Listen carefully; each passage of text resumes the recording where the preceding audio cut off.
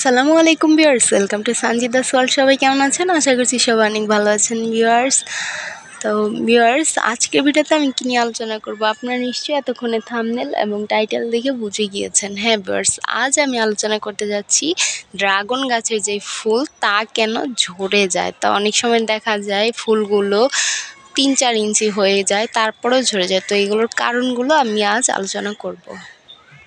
Dragon গাছের ফুল ঝরে যাওয়ার মূল যেই কারণ তার মধ্যে অন্যতম হচ্ছে এই গাছের গোড়ায় পানি জমে থাকা। আমরা জানি ড্রাগন গাছ হচ্ছে ক্যাকটাস জাতীয় গাছ, যা হচ্ছে মেরু অঞ্চল বা মরু অঞ্চল যেগুলো সেগুলোতে হচ্ছে সবচেয়ে ভালো হয়।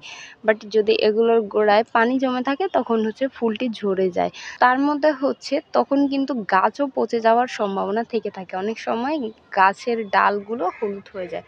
তো এদিকে খেয়াল রাখতে হবে, যখন ফুল হবে বা ফুল তখনও গাছের গোড়ায় জমতে দেওয়া যায় না।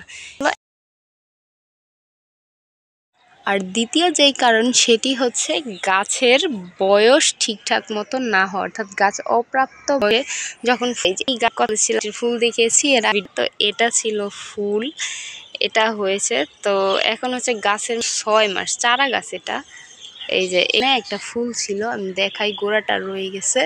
তো এটা কিন্তু ঝরে গেছে গাছের প্রাপ্তবয়স্ক না থাকায়। তো আমরা গাছ হচ্ছে চারা থেকে যখন গাছ হবে তো আর প্রাপ্তবয়স্ক অর্থাৎ অন্তত 8 মাস হওয়ার আগে আমরা ফলের আশা করব না যে এইটার মধ্যে ফুল হলেও ফল হবে। ড্রাগনের ফুল ঝরে যাওয়ার আরেকটি কারণ হচ্ছে প্রাকৃতিক নিয়ম, অর্থাৎ সৃষ্টিকর্তা অর্থাৎ আল্লাহ তাআলা এভাবে এটা তৈরি করছে। কারণ হচ্ছে যেগুলো পুরুষ ফুল সেগুলো হচ্ছে ঝরে যাবেই। আর বন্ধুরা, ড্রাগন গাছে যদি ফুল সবগুলো টিকে থাকতো অর্থাৎ ফলে পরিণত হতো তাহলে কি হতো বলুন তো?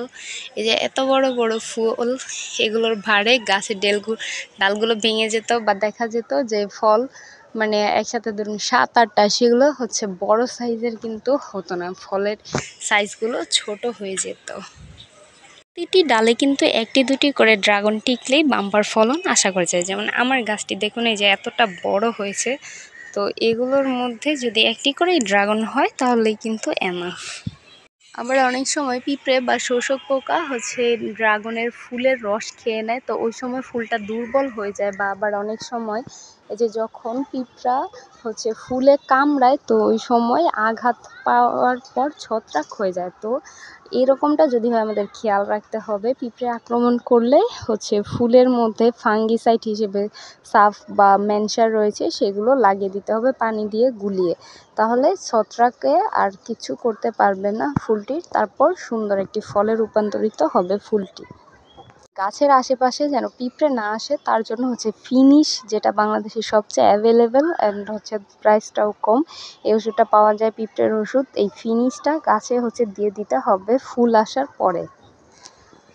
অ্যান্ড পিঁপড়ে তাড়ানোর জন্য একটি নতুন বের হয়েছে, তা হচ্ছে গিয়ে নিম তেল বা নিম অয়েল যেটা বলি। তো সেটা হচ্ছে গিয়ে একদমই ব্যবহার করা যাবে না, কারণ এই নিম তেল হচ্ছে খাওয়ার জন্য এখন পিঁপড়ে চলে আসে। তো পিঁপড়ে কিন্তু নিম তেলের মাধ্যমে যাবে না, উল্টো আরও বেশি বেশি আসবে, এদিকে খেয়াল রাখবেন। আর হচ্ছে অনেক সময় দেখা যায় ফুল থেকে 2-3 ইঞ্চি ফলে রূপান্তরিত হওয়ার পরেও ফুল ঝরে যায়। তো এই বিষয়ে পরবর্তীতে আলোচনা করব। আর আজকের ভিডিওটি কেমন লাগলো লাইক অ্যান্ড কমেন্ট করে জানিয়ে দিবেন। ধৈর্য সহকারে এতক্ষণ ভিডিওটি দেখার জন্য অনেক অনেক ধন্যবাদ। সবাই ভালো থাকবেন, সুস্থ থাকবেন। আর নতুন হলে আমার চ্যানেলটি সাবস্ক্রাইব করে পাশে থাকবেন। আল্লাহ হাফেজ।